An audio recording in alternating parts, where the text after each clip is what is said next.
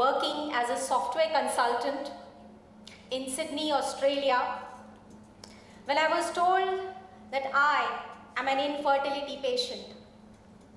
So we moved from Sydney to Mumbai, where my husband started his journey with a startup, and I started my journey with series of infertility treatments, IUIs, IVFs, surgeries, innumerable procedures and daily injections for years.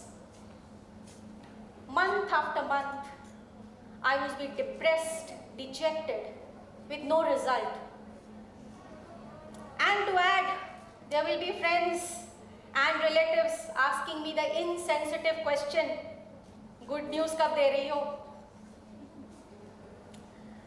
I was so depressed one day that I prayed to the universe that if I do conceive, I will stop my dream of becoming the corporate leader. And then, next month, I was pregnant. And soon, my beautiful first baby boy was born. My doctors came and told me that if you want a second child, you must not wait. All right. And then came my second baby boy. My husband's company was taken over by a parent company, and we were moved from Mumbai to Pune. There, I found the top preschool for my son and put him there so that I could spend little more time with my second son. I was blissful. Life was something that I had dreamt of. I forgot entire trauma of years of infertility treatment. But we all know, life doesn't remain the same always.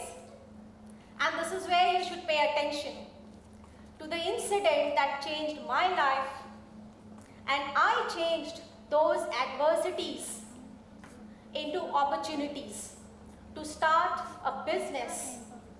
And if I can do it, so can you.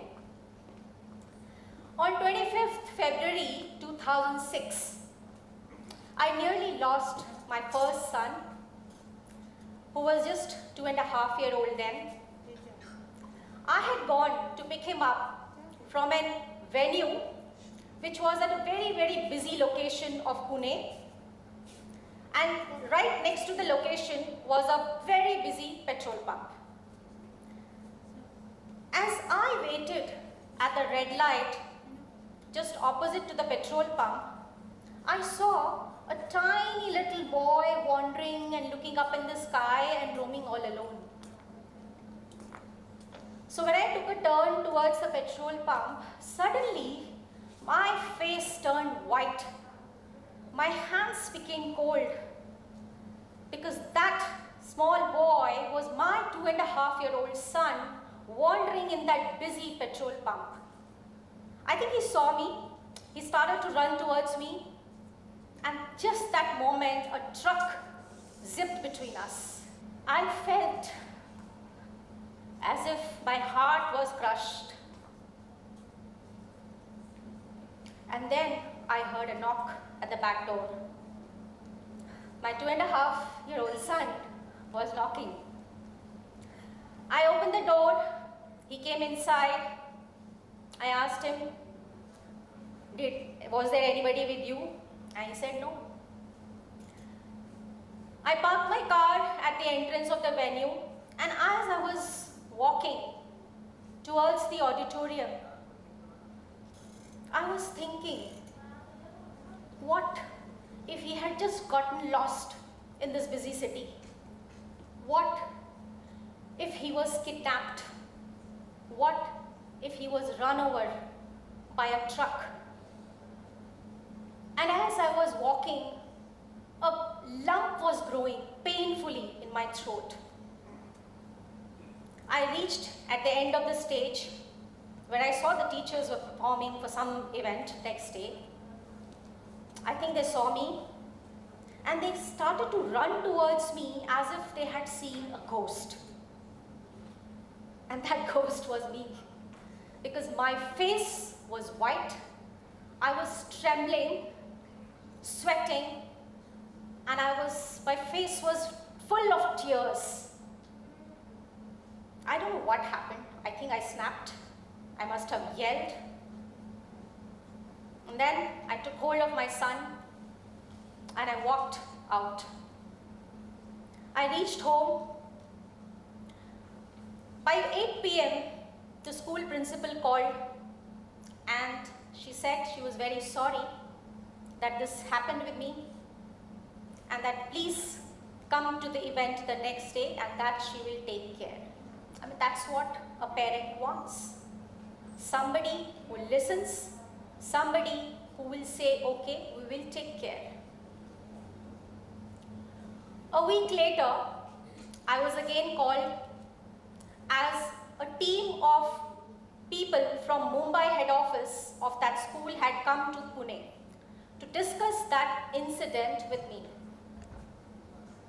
As I was narrating to them the pain and the trauma that I had undergone of the infertility treatments, the insensitive comments, and that incident with my son, everything just clouded. After listening to me, they said, Mrs. Singh, you overreacted. Nothing happened. And so, there's nothing that we need to do. I felt as if I was kicked from a cliff. And as I was falling down, I saw those same faces who had promised that they will take care of my 2.5 and they will be the parent in my absence. I came home. I was feeling so helpless, disgusted, cheated. At night, I think around 1 a.m., I was unable to sleep. I opened a blog and I started to write on that platform. I felt a bit better, slept. By 7 a.m., I started getting calls after calls from mothers from across the country of the same school's branches. And then a male voice. He said, Mrs. Singh, I'm the CEO of the platform where you wrote your incident. And I'm so thankful to you because I was about to take admission for my twins in that school. And then I realized I had shared my phone number there. So I opened the blog and I saw hundreds of comments. And as I was reading each comment, I saw there were only two things that every person wanted. How do we know about a school before taking admission? And what do we do? What control do we have once we send our children to a school? I started replying, and as I was replying, I felt I have to do something about it. I don't know what, but I will be the person to change the situation of lack of information so that no parent has to go through what I went through. And that's when India's first school reviewer, Madhuri Singh, was born. I opened my own blog. I used to go to every school I could possibly go, wait outside the school. I would look at the body languages of the teachers, the parents, students coming out, the chit-chats and the gossips of the mothers. Then I would walk inside and look at the security guard, the CCTV, the approach road, the bathrooms, the infrastructure, the admission officers, speak to every possible person I could. And then as it is, I would start typing it on my blog. And when the parents read my blog and went to the school, they felt as if they were looking at a movie. And that's that's where the trust between them and me grew so immense that my blog became so popular that I started getting awards, print media interviews, TV media interviews, bloggers awards. And then my sons got through the top schools in Pune. I was thrilled. I blogged about it. And next day onwards, I started getting comments after comments. What are the school criteria? What are the admission processes? What answers you gave? And so on. I used to wait for my sons to sleep, and then I would answer to these comments for 2 to 3 a.m. every day for years. And in the morning, parents would be calling me, and I would be on phone for 8 to 10 hours, also managing my children. And then once my youngest son, he told me, "Mom, you said you had stopped your dream of chasing computer science, corporate leader, job, but you're always on the phone." So next day, I started paid phone consultations. A week later, one of the parents called me and said, "Would you mind if we come and sit with you and then understand the whole admission process and the questions?" I said, "Yeah."